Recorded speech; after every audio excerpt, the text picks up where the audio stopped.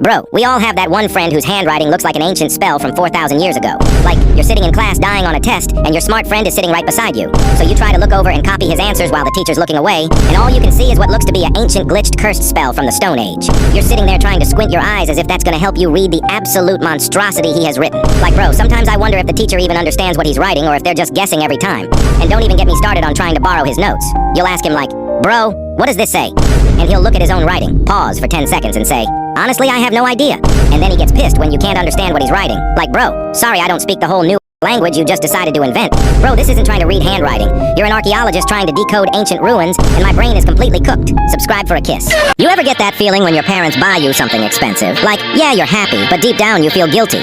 Because you start thinking about how hard they worked for that money, how many hours they spent just so you could have this one thing. And suddenly it's not even about the gift anymore. It's about realizing how much they sacrificed for you. Like, bro, they'll act all casual like, oh, it's not a big deal, but you know it is. You know they'd rather spend that money on themselves or save it for something important. And that's when it hits. One day, no matter how much we want, we won't be able to repay them fully. All we can really do is try to make them proud and hope they know how much we appreciate them. Because the truth is that the real gift isn't what they bought us. It's them being there, choosing us over themselves every single time. Subscribe if you love your parents. Bro, why do we all have that one friend who's not scared to talk back to the teacher? The teacher screaming at the whole class, threatening to delete everyone from existence. Everyone else is just frozen, praying they don't make eye contact with the teacher, and you're just trying not to laugh because if you do, you're getting publicly executed.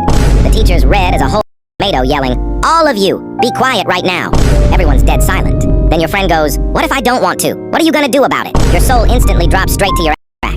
You're genuinely scared that he's about to be deleted from the server permanently. The teacher's like, I'm calling your parents right now. And he just says, cool, you want her number or do you already got it? Bro, the entire room goes into shock. The teacher's mouth is open, but no words are coming out. After a full 10 seconds of the most awkward, suffocating silence in human history, she finally points a shaky finger at the door and screams, get the hell out of my classroom now! Your friend just smirks, packs his bag and walks out like it was nothing. Like at this point, I don't even think his parents care if he gets in trouble anymore. He's gotten sent to the principal's office so many times they probably have a reserved seat with his name on it. He's basically untouchable. Subscribe for a kiss. Why is it that when I'm a small creator, nothing goes viral, but when someone else posts, boom, instant viral? Like, I put in hours editing, streaming, grinding, just hoping people will watch and enjoy. But every time I post, it's low views, or no views at all. And honestly, that hurts. But here's the thing, being small doesn't mean I'm giving up. Nah, it just means I keep going, even if it's slow, even if it flops, because I genuinely want people to enjoy my content, maybe even make their day better. So yeah, I'm still grinding, still creating. If you want to support a small creator who refuses to quit, hit subscribe. That's all I ask. The popular girls at school bullied me for my Roblox channel, so I got revenge. My life has been a living hell since they found my channel, and it's getting worse every day, all because of one group of girls. Like it started with hate comments and putting pictures in my locker. But the final straw was when they came into school and handed me a t-shirt of my channel, asking if I could sign it since I'm so famous. And bro, her friends acted like this was the funniest thing they'd ever seen. But I wasn't gonna just let this slide. Nah. So I did some digging and found all their social media channels and saw that they're actually trying to blow up on TikTok themselves, just not with much success.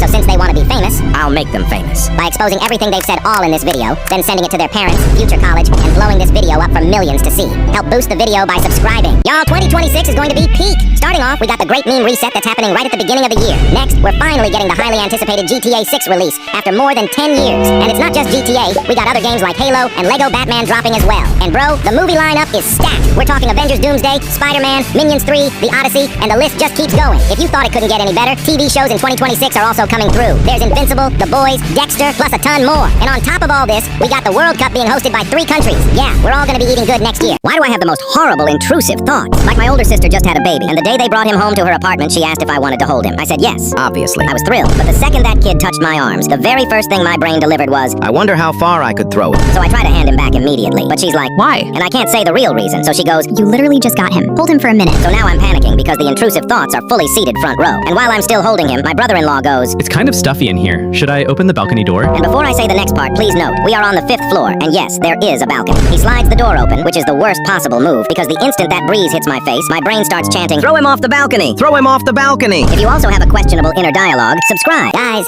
I am never showing my face in school again. So I'm in class, just minding my business. And my teacher stops the lesson. She looks right at me and goes, so, I saw that little YouTube channel you do. The whole class turns to look at me. Like, bro, how do you even know that? Then she asks, how many subscribers do you even have? But here's the thing, I only have 670. The second I say the number, 2 guys in the back just start dying laughing. My teacher just smirks and goes, not even 1,000.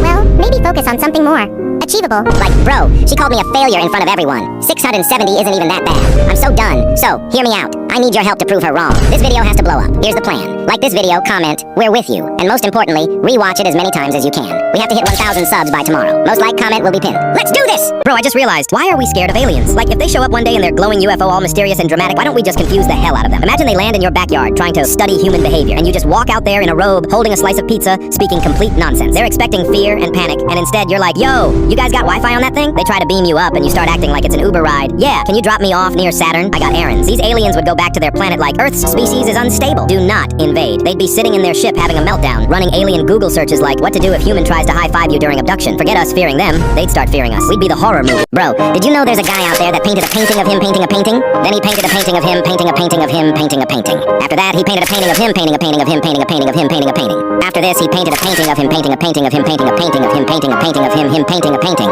And lastly, he painted a painting of him holding his cat while painting a painting of him painting a painting of him painting a painting of him. Why is it that the moment there's a substitute teacher, the whole class just forgets how to act? Like as soon as the real teacher's gone, It turns into a zoo.